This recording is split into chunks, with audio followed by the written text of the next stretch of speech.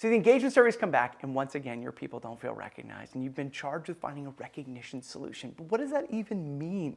You go online, you search for options, and there's hundreds of things out there, and you're not even sure if you need one or not. So in this video, we're going to explain what employee recognition software is, the role it plays in your organization, and be informed to understand, do you need it or not?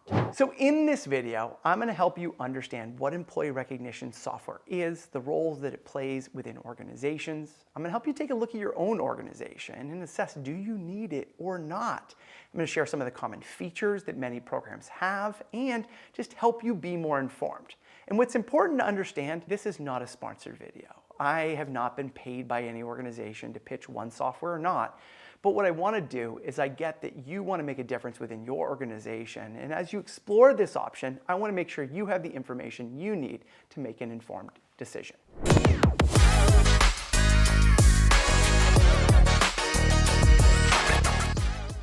So there's a couple reasons why you may be exploring employee recognition software or trying to understand it more. Maybe your engagement surveys came back and once again, people don't feel recognized. Or maybe I had a couple people reach out to me recently where they've been doing it on their own for years. And these are companies with 75,000 or even 100,000 employees who are saying, well, we've just been doing it on our own and maybe there's a way to be able to make this easier. But wherever you're at, there's a couple things that are important to understand first. One of the first is to be able to understand terminology. And I want to break it down to recognition as a theme, recognition as a program, and recognition as a software.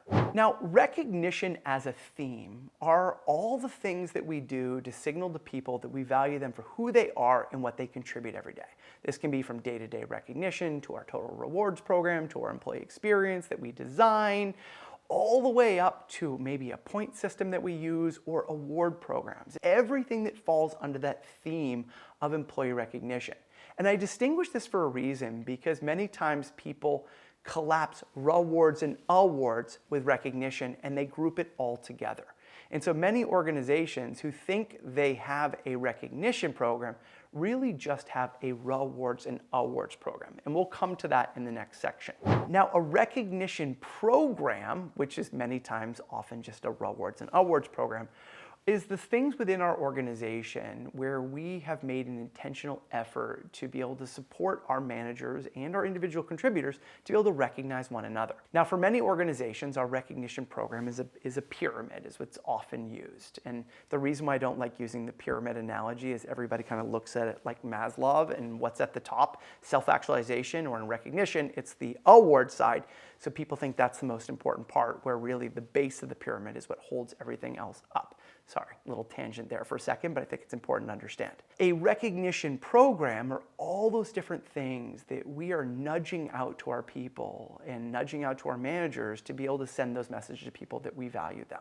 So this can be the peer-to-peer recognition. It can be the managers to employee recognition. It can be the spot bonuses if you have that available, or gift cards that you can give out. It's the budgets that managers have to be able to use it. Then it goes up to our best of the best kind of awards and that people can get. Maybe you have a CEO or a chairman's award that you have within your system. And that's all of that together makes up your recognition program. Now, one caveat that I want to call out is that program often is run by HR or compensation and benefits because of the financial component with it. And I'm pulling this out because it's important to understand as a leader of a recognition program is that when it lives in HR and you own it, managers often left to think that it's a program that they're participating in. Now, a recognition software is something that should make your job as the person running a program and the user's job easier. It's kind of the equivalent of writing something on a typewriter or writing something in Word on your computer. Yes, you can do it on the typewriter, and that is a meaningful way to do it on the recognition side to do something personal.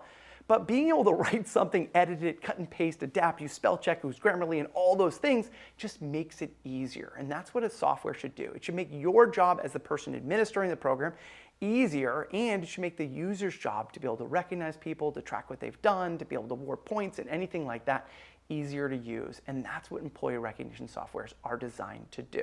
Now that we understand the terms, here's the important thing to realize. Having exercise equipment doesn't make you fit. Many organizations say, we need the latest and greatest software, and then they invest this money, they do all the onboarding, they get it all set up, and they wonder why the behaviors don't change. Because having exercise equipment doesn't make you fit. It's like all those people bought Pelotons during the pandemic and now they're just hanging their clothes on it, or why you can always find treadmills on Facebook Marketplace or wherever it is, because many people buy it with the intention to use it and then they never actually use it. And so most of the work around shifting our culture around recognition is working on the behavior change and building that foundation of a cultural appreciation, and then we get the software to take our performance to the next level. So before diving into software solutions, then it's important to take a look at your current program and your current offerings. Now, a great way to do this is just take a look, and you can even do this in minutes on a piece of paper. Take out a piece of paper and write, okay, when it comes to peer-to-peer recognition, what are the formal and informal things that people have available to them? Then think about when it comes to the reward side of things. What are available to people? And many people, when they think of it, they only look at, hey, each manager gets a $100 budget for each one of their employees once a month. Or we have a point system, and they can award 100 points in this platform or this software, or they have so many gift cards or movie tickets they can give out. Write down all the things that managers and individual contributors have available to them to recognize, appreciate, and then reward and award the people available to them. Do you do an annual employee appreciation event? And if you do, put that down. Do you have an annual awards dinner or family day when people come in? Do you have certificates that people get for accomplishing certain things?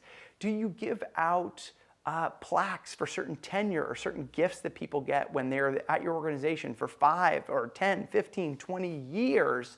And jot all of those things down so you can get present to the things that people already have available to them. Now, the next thing you want to ask, which is not something you're going to be able to do just in this video, but it's an assignment for you to take and bring back to actually move this forward, is understand, what do your managers most want and need? What do your employees most want and need? And go out and actually ask them.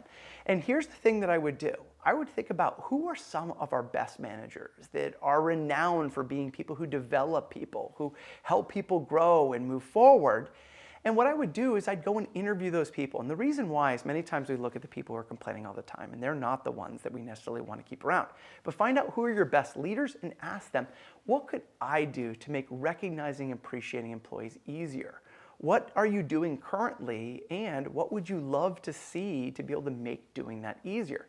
And by asking those questions, you're going to get the insights of some of the things that are going to be most useful to them. Some people say, you know what, I just wish I had a $100 budget to be able to order pizzas once a month for my team. Or I actually wish that I could actually get a budget to be able to give personalized things to my leaders. I got a guy on my team who loves to go fishing, and I'd love to give him a $20 Bass Pro Shop gift card that I can hand out to him. I want freedom to be able to pick things.